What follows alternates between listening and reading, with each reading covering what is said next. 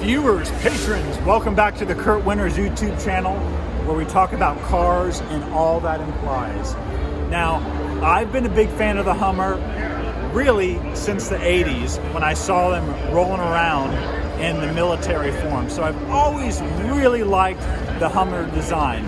Now the H2s and H3s, kind of a departure from what you could call a true Hummer layout, but this is the new 2022 electric Hummer. Now, the price on this car is $110,000. Now, I'm sure when they do actually go on sale, which they might have by the time this video is posted, I doubt you're going to be paying that. I'm sure it's going to be above the MSRP. But let's look at some of the design features that I really like about that electric Hummer. And we're going to start at the front. One thing that I really like that is just absolutely fantastic is this full wraparound, lit up light bar grille. Now remember, because this is an electric vehicle, you don't need a front grille to suck in air into the engine. Now remember, this car is electric. This has an electric motor, not an engine, a motor. But because you don't need a front grille, they've done a great job of integrating the Hummer logo all the way into the lights. And this is absolutely my favorite design cue of this car. Now let's go walk around and look at some of the other design cues that I think make the new Hummer really cool. Okay, so let's take a look at this interior and stepping up into the Hummer. We've got a big, meaty step bar.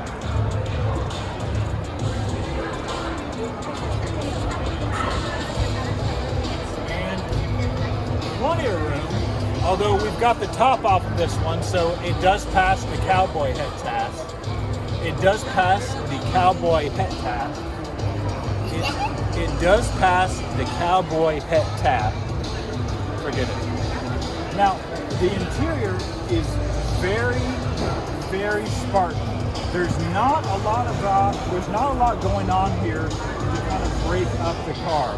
Now, the center screen I do like, even though it is horizontal.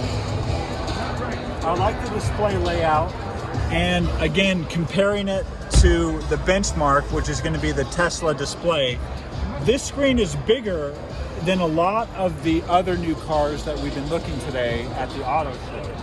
So even though it is horizontal instead of vertical, I do think they did a great job of putting the screen in the car. Now, this car comes in a really cool white, and they've carried the white through the door cards. And we've got kind of a grippy kind of material here. And here's an Easter egg. You'll notice that in the speaker, we have an actual topographical layout of the moon. So if you knew that, drop a comment below. But this is going to be a charted topographical layout of the lunar surface, kind of giving you that future vibe. So let me shut this door. And another thing I'm noticing is this has to be the biggest mirror that I've ever seen.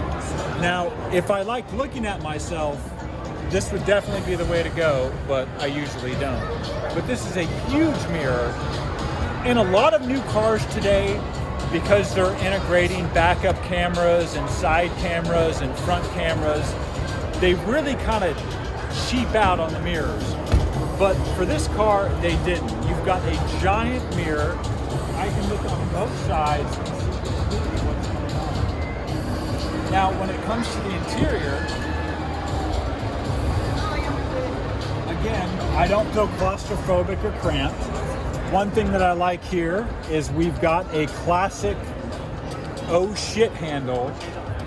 Oh shit, something's about to happen. And usually you only get an oh shit handle for the passenger. So this is a really cool feature. And looking at the interior of the car, they've carried the white stitching over all the way through, which plays off of the black really, really well. And I gotta be honest, there's not a whole lot of buttons in this car. It looks like they've set most of the features and controls up right here in your center stack, which is very, very neat. Now, in a car that we just reviewed, we had a huge rear view mirror, but you can see we've kind of got a tiny one up here. So I'm not necessarily a big fan of that, but maybe when you're in a $110,000 Hummer, you really don't care what's behind you anyways. But the interior I really like, and GM has really come a long way with the styling and the quality of their interior, and I think that they've really nailed it. I'm also a big fan of this open top design.